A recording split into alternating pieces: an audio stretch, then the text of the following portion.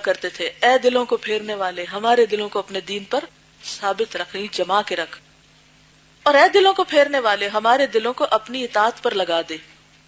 یہ دعائیں آپ کو پتہ نا مسنون دعاؤں کے شروع میں، یا مقلب القلوب ثبت قلبی علی دینک، یا مصرف القلوب صرف قلبی علی طاعتک، الحمدللہ آتا ہے، پاس ہے۔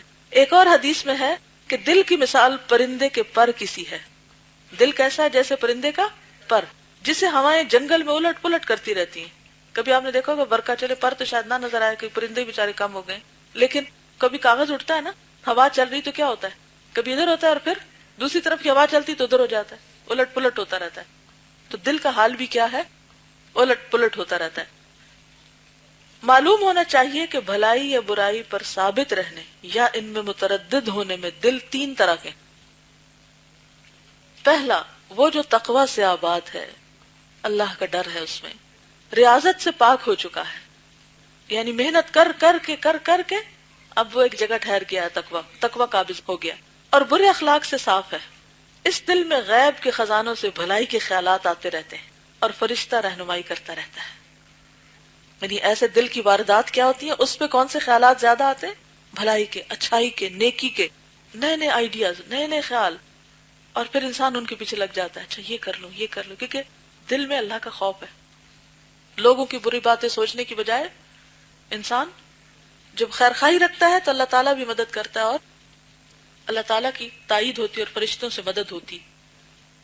دوسرا، وہ جو ذلیل ہے، اس میں خواہشات بھری ہیں، اس میں گندگیاں ٹھوسی گئی ہیں اور برے اخلاق سے آلودہ ہے، اس پر شیطان کا غلبہ رہتا ہے، کیونکہ اس کے لیے جگہ بڑی فراخ ہے، کیونکہ خواہشات کے ذریعے وہ بھی اندر آ جاتا ہے نا، اور ایمان کا دائیا کمزور ہو جاتا ہے۔ دل خواہشات کے دھوئیں سے بھر جاتا ہے اور روشنی ختم ہو جاتی، ختم ہو جاتی، گویا ایسے ہو جاتا ہے جیسے آنکھ دھوئیں سے بھری ہو۔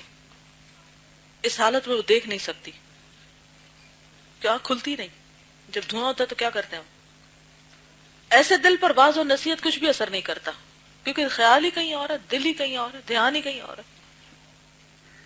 تیسرا وہ ہے جس میں مختلف خیالات آتے ہیں، برے خیالات آتے ہیں تو اسے برائی کی دعوت دیتے ہیں، پھر ایمان کے خیالات آتے ہیں تو اسے نیکی کی دعوت دیتے ہیں۔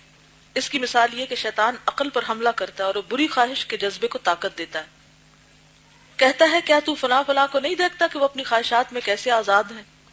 یہاں تک کہ علماء کی ایک جماعت کو بھی گنتا ہے جو ان کی مرضی کے مطابق فتوے دیتے، وہ تو اتنا ریجڈ نہیں، وہ تو ایسا کہتا ہے۔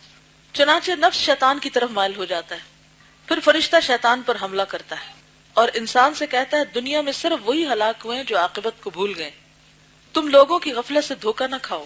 اگر گرمی کے موسم میں لوگ دھوپ میں کھڑے ہوں اور تمہارے پاس ٹھنڈا مکان ہو تو کیا تم لوگوں کی موافقت کرو گے؟ یعنی تم بھی دھوپ میں چلے جاؤ گے، یا اپنی مصلحت دیکھو گے کہ تمہیں کیا سوٹ کرتا ہے؟ اور جب تم سورج کی گرمی میں ان کی مخالفت کرو گے تو ان کاموں میں کیوں مخالفت نہیں کرو گے جن کا انجام دوزخ ہے؟ کتنی خوبصورت مثال ہے۔ عام طور پر ہم جب کوئی غلط کام کرتے ہیں تو کیا دلیل تعویل دیتے ہیں؟ لوگ بھی تو یہی کرتے ہیں، فلاں عالم بھی یہی کرتا ہے، فلاں صاحب بھی یہی کرتے ہیں، ہم کیوں نہ کریں؟ تو بات یہ ہے کہ بہت سے کام ایسے بھی ہم کرتے ہیں جو لوگ نہیں کرتے، کیوں؟ کیونکہ ہمیں وہ سوٹ کر رہے ہوتے ہیں، ہمیں اس میں فائدہ ہے۔ تو اللہ کی بات، آخرت کی فکر، اس میں کیا ہمیں ایسا نہیں کرنا؟